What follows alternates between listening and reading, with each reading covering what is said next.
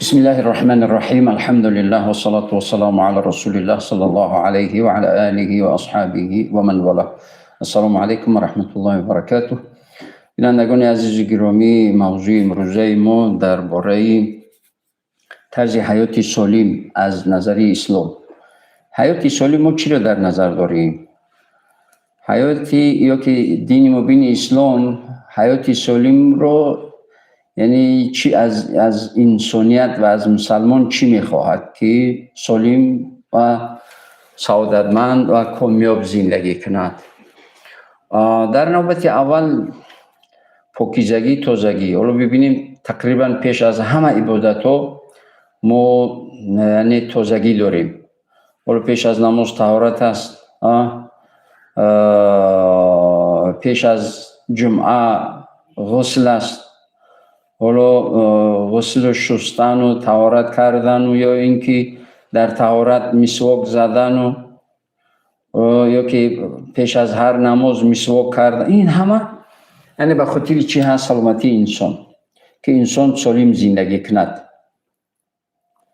اگر انسان میخواهد سالم زندگی کند باید به تازگی رعایت کند.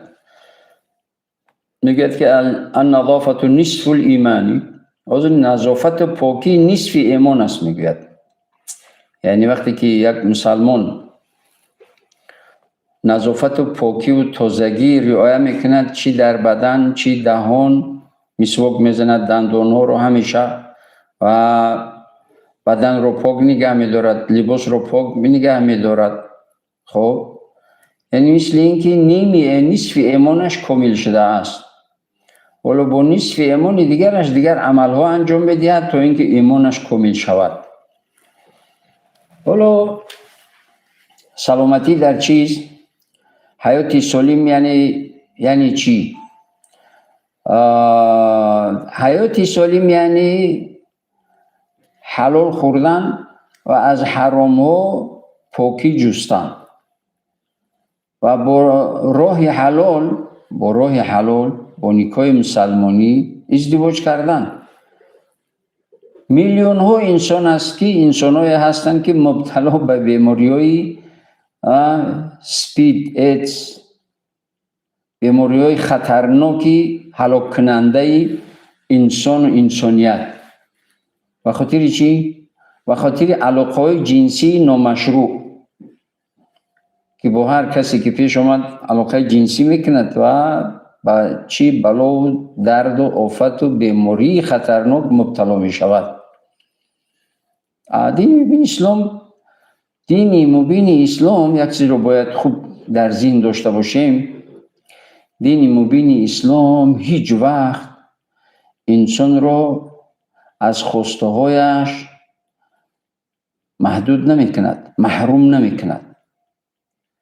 فقط ترتیبات نظام با راه حلال انسان رو حفظ میکند.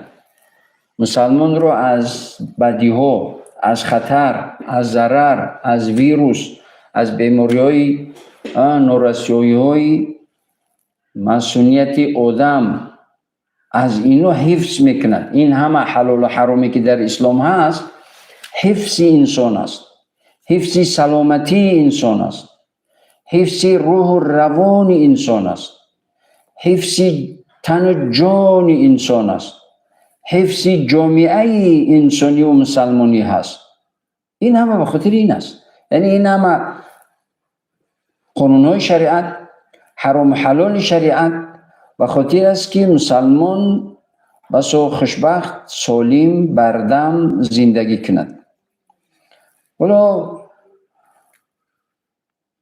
نوشیدنی ها و کشیدنی هایی که انسان را یا که استعمال میکردگی بعضی تبلیت های سینتتیکی هم که برآمدگی هست، یعنی انسان را به خصلت های زشتی بد تله میدهد.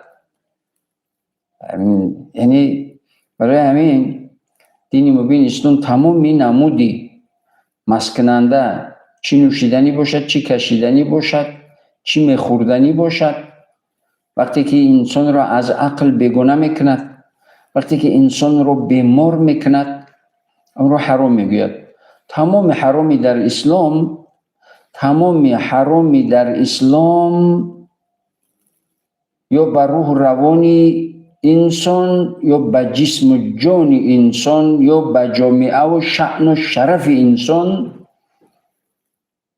چه ها ضرر دارد که از اون منع میکند.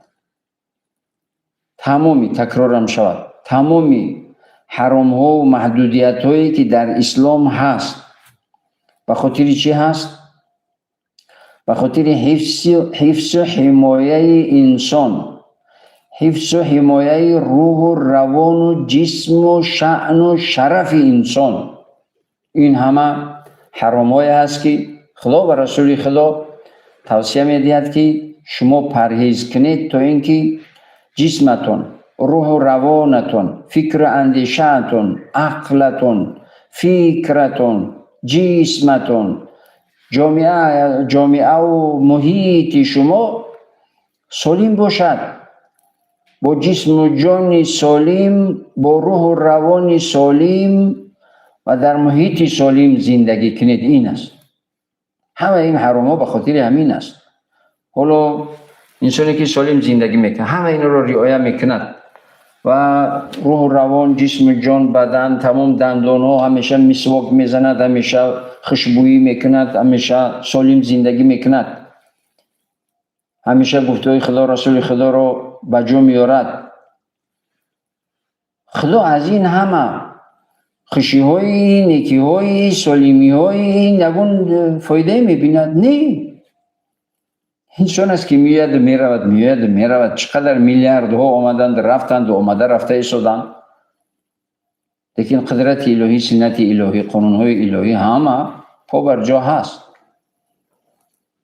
برای همین خداوند عزوجل میگوید که ای فرزند یا ابن آدم، ای فرزند انسان، اگر از اولتون تا به آخرتون به بهترین انسان تبدیل شوید، یا به اصطلاح بگیم به ملائکه اگر تبدیل شوید، در قدرت من، در قوت من هیچ چیز علاوه نمی شود. من از این نیکی های شما فایده نمی بینم. تنها شما هستید که فایده می بینید، تنها شما هستید که آسوده زندگی میکنید، تنها شما هستید که سالم زندگی میکنید، تنها شما هستید که برادرانه و اهلانه و دوستانه زندگی میکنید. منفعت و فایده اش رو خود شما میبینید، من نمیبینم. برای من هیچ اهمیتی ندارد. میگوید حالا در دوام میگوید که فرزند انسان، اگر از ابتدا تا آخرتون به بدترین انسان تبدیل شوید یا به شیطان تبدیل شوید، همیشه ضرر و خطر و یعنی چیز، تهدید و قتل و ترس و وهم و یعنی بیماری و میکروب و دیگر و بدبختی ها، از قدرت من هیچ چیز کم نمی شود. شما هستید ضرر میبینید. حالا انسانی که سالم زندگی برای سالمی باید انسان، برای سالمیش همیشه باید سعی کند، تلاش کند، کوشش کند، مهنت کند، زحمت بکشد. بسیاری ها، همین شب هم صحبت داشتیم با برادرای، بسیاری ها فکر میکنن که تمام خداوند عمر داده است، خیلی زندگیش میکنیم دیگه، میریم همین عمر قدی تمام، یا رزق داده است، خیلی رزق میخوریم میگردیم. من یک چیز رو تاکید کنم، یعنی آگاه کنم، یک چیزی خیلی مهم است در حیات، در زندگی تمام انسانیت، خصوصا مسلمان، خیلی مهم است. پروردگار دو چیز رو تقدیر کردگی است، لیکن به سعی و تلاش بنده اش وابسته کردگی است. دو چیز رو تقدیر کردگی است، به سعی و تلاش و مهنت و زحمت بنده اش وابسته کردگی است. یکی رزق، یکی عمر. رزق رو تقدیر کردگی هست. تقدیر کردگی از به معنی نمیارد در بغلت، در دستانت بدهد. تقدیر کردگی هست یعنی رزقت رو معنی اون رو دارد که به وجود آوردگی هست. برای به دست آوردنی او، پیش از اونی که خودت رو بیارد، رزقت رو آوردگی است. لیکن برای به دست آوردنی رزقت با دل نیت نیک، قلب صاف و پاک. سحر که خستی پروردگار رو امروزم رو با برکت و رزق حلال با برکت و آسودگی رو امروزم رو با برکت بگردان، رزق با برکت عطا، حلالی با برکت هم عطا فرما. بسم الله بگو شروع. حالا از خونه هم که برآمدی بگو بسم الله توکلت علی الله لا حول ولا قوة الا بالله. 4 کلمه گپ است، 4 جمله، 4 کلمه است. توکلت به پروردگار میکنی، شروع میکنی بسم الله میگوی، شروع میکنی جستجو میکنی در طلب رزق حلال، کاری کن، سعی کن، تلاشی کن. حالا همونی که دهقانی که صبح میخیزد بر وقت میرود سر کارش، تاجری که صبح میخیزد میرود سر کارش، خدمتچی دولتی که صبح میخیزد بسم الله میگوید میرود سر کارش، مادر حامله ای که از خواب میخیزد بسم الله میگوید، و اون مادری که 9 ماه حامله دار و وزنینی و بارداری و این مشقت و مشکلی رو که دارد و این تولد براش خطر است و مشقت است، تولد مشقت است، شیر دادن مشقت است، تازه کردن مشقت است، اون رو به جای رسانیدن مشقت است.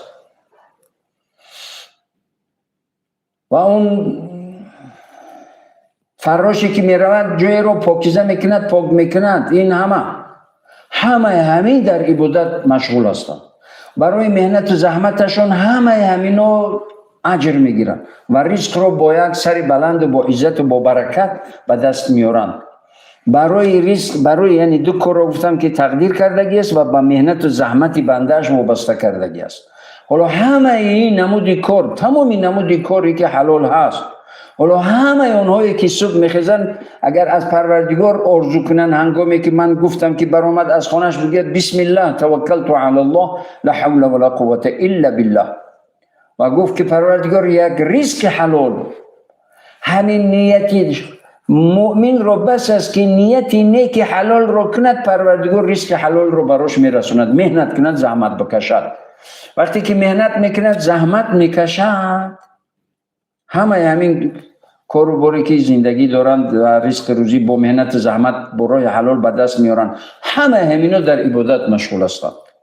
همون مادری که فرزندش رو شیر میدهد، شبها بیداری میکشد، وقتی که فرزندش رو بسم الله میگوید شیر میدهد، بسم الله میگوید خواب میکند، بسم الله میگوید میگیرد، میبردارد، دیگر تازه میکند، در عبادت مشغول است. همه در عبادت هستند. هم رزقش رو با برکت به دست میارد و هم برای تمام مهنت و زحمت و تلاشش پروردگار اجرش میدهد. هم رزق رو به دست میارد وقتی که مهنت و زحمت، باید هم مهنت و زحمت بکشد. حالا در زمان حضرت عمر رضی الله تعالی عنه گروه پیدا شدن در مسجد، فقط می نشستن دعا می گفتن، عبادت می کردن. بعد خبر به حضرت عمر رسید. حضرت عمر آمد که یک گروه مردوی نشستن در مسجد، نه کار، نه مهنت، نه زحمت. گو شما کی هستید؟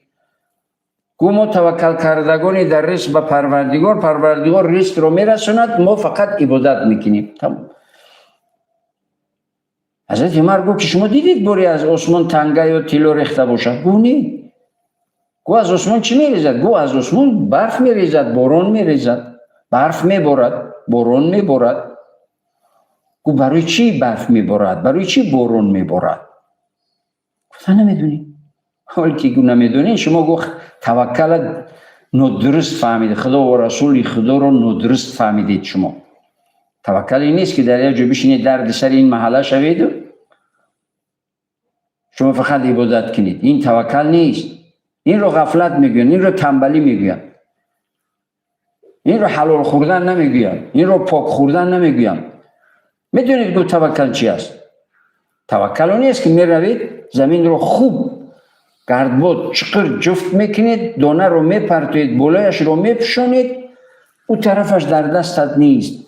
قبل از همه بسم الله میگید، این همه رو انجام میدید. وقتی که بالای اون دانه رو پوشاندید، بعد میگید پروردگار توکل به خودت، هر چیزی که از دستم آمد کردم، این طرفش پروردگار توکل به خودت، برکتش رو خودت عطا فرما. این رو میگن توکل. توکل یعنی چی؟ توکل یعنی تمام توانت انجام میدهی کار رو. پس میگی پروردگار هر چیزی که از دست آمد کردم. اگر غفلتی، غافلی، تنبلی کردی باز هم ناکامی کردی. ناکامی هست. باید حتمی این مسلمان باید مهنت کند، زحمت بکشد، تلاش کند. ولی یک مسئله دیگر است در اسلام. در اسلام نفقه برآمدن نیست. در اسلام وقتی که انسان تا وقتی که هست باید مهنت کند، زحمت بکشد، رزق حلال با سری بلند با عزت به دست بیارد. صاحبکاری از دیقانی است. فرض کردیم از وظیفه که رفتیم دیگه در خونشین نباش. وقتی که نشستی و فقط به پشت زدی از پا میزنی. بعد چند سال دیگر 20 سال دیگر اگر پروردگار عمر داده باشد و فلج زندگی میکنی. این یک. دیوم مسئله ای که پروردگار خلق کردگی است، تقدیر کردگی است، لیکن با سعی و تلاش بنده وابسته کردگی است. این عمر است. 60 است، 70 است، 90 است، 100 است، 110 است، چندی باشد پروردگار این عمر رو میدهد. لیکن پروردگار میگوید که برای این عمر رو سالم دیدن حرکت کن، قدم بزن، مهنت کن، زحمت بکش. و چرا پیامبر علیه السلام میگوید که از سواری، یکی شناوری، یکی کمانزنی، این سنت است. فرزندان رو تربیت کنی. و بخاطر اون اسب و اون خری که سوار میشدن، اون یعنی چی میکرد؟ مس میکرد، بدن رو مساج میکرد. تمام عضو بوم بدن در جنبش جابجا میشد. هیچ کسی دیگر از بیماری ستوموره یا که از دیگر بیماری های دیگر رنج نمیکشی. الله بای. الله بای. سلام علیکم. و علیکم السلام و رحمت الله و برکاته. سلام علیکم. و علیکم السلام. میشنم. برنامه چیز است؟ بخشش قبل از من برنامه مستقیم است. اگر سوال داشته باشید مرحبا. سمیرم میفهموندین حضرت. یک بار دیگر چیز؟ ورزش و قوت جسمانی در اسلام چگونه؟ خدا خیر برکت. دیگر سوال نیست؟ یک سوال دیگر، همه روزه چگونه به سلامتی جسمانی و روحی تاثیر میرساند استاد؟ خدا خیر برکت. تمام. خوب سلام باشید. خب حالا یکی عمر گفتم. پروردگار عمر داده است، میگه مهنت کن، زحمت بکش. حالا ببین از سواری، شناوری این حالا بعد 1400 چند سال تیب اثبات کردگی است که یعنی یکی از بهترین ورزش ها که برای سلامتی و بغم ها و ستومور همه پیوند ها رو برابر میکنند، جابجا میکنند در اون حرکت داخلی آب. 1400 چند سال پیش پیامبر علیه السلام گفته بودند شناوری، از سواری هم انسان رو به غیرت میکند، انسان رو غیور میکند، انسان رو جسور میکند. ولی از سواری هم انسان خیلی جسور میکند. حرکتی اسب، نظارتی اسب، راندنی اسب، این همه انسان رو جسور و سالم میکند. آوازی هم که باشد، شناوری هم که باشد، چنین است. حالا برای مهنت و زحمتت که این عمر رو سالم ببینی، پروردگار برای همه تمام مهنت و زحمتت که بسم الله میگی شروع میکنی، خواه از سواری، خواه شناوری، خواه حالا اسبای الکترونی هم هست، اونا میوز کننده همون هست. مهم اساس اینجا مقصد به وجود میاد، سالمی است، یعنی سالمی به وجود میاد. هم برای مهنت و زحمتت اجرت میدهند، هم سالم زندگی میکنی. حالا میگید که ورزش، اینجا سوال اومد که ورزش و توانمندی بدن. الو. سلام علیکم. علیکم السلام و رحمت الله و برکاته. امیدوارم خوب هستید. الحمدلله سلامت باشید. یک سوال داشتم. مرحبا. همه شما درباره حرمت یکدیگر در زندگی گپ میزنید، درباره حرمت کلی، درباره مثل حرمت برادران گپ میزنید. ولی در خصوص آنکی همین بعض کلینای هستن که برادر با برادر جنگ نبازن. خوب. به همین بارش از اونجا اشتر چی میکنم. سلامت باشید. خدا خیر برکت. دیگر سوال نیست؟ سلامت باشید. موفق باشید.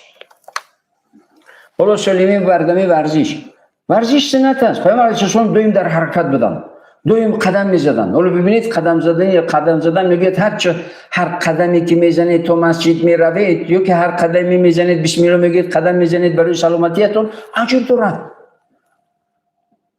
حتی در بین مردم رواج است میگه هر قدمی که میزنید میروید قدمی راست، یعنی اجر از قدمی چپ چیز ریختن گناه است، قدمی راست اجر از قدمی چپ یعنی چی هست؟ ریختن گناه است. این منطقاً درست است. لبه علیکم سلام. و علیکم السلام و رحمت الله و برکاته. حضرت جان ناظر خوبه؟ سلامت باشید، خیر برکته. سلام داشتم. مرحمت. چرا خداوند بعضی چیزها رو در قرآن منع کرده است، در شریعت منع کرده است و بعضی چیزها رو حرام؟ سببش در چی باشد؟ خیر برکته. سلامت باشید. سلامت باشید. دیگر سوال نیست؟ سلامت باشین حضرت. موفق باشید. خب حالا ورزش سنت است. ورزش یعنی حرکت سنت است. حالا میگیم که قدم زدن 1400 سال پیش پیامبر علیه السلام میگه که قدم بزنید تو مسجد، قدم بزنید راه بروید بیایید. یکی از مقصدهایش یکی از عبادت باشد، مقصدی اساسی دیگرش چی هست؟ سلامتی. امروز چی اثبات کرده است که باید انسان‌های از 50 بالا 60 بالا باید حتمی هر روز چند کیلومتری معینی باید قدم بزند، چرا که اگر میخواهد سالمی و بردمی و سلامتی رو. حالا برادر میگوید که چیز رمضان یعنی چیز؟ روزه گرفتن. حالا در بسیاری طبابتخانه ها بیمارخانه هایی که هستن انسان ها رو با راهی نگهداری از خوردن و کم خوراکی طبابت میکنن، از ساعت معین تا ساعت معین. وقتی از ساعت معین تا ساعت معین خودداری میکنید از خوردن، بدن در داخل کارکرد میکند، چیزهایی به روغنهای چربیهای الوگی رو همه رو میجبد میگیرد، استفاده میکند، بدن رو سالم میکند. صوموا تصحوا میگوید پیامبر علیه السلام، میگه شما روزه بدارید تا اینکه صحتمند شوید.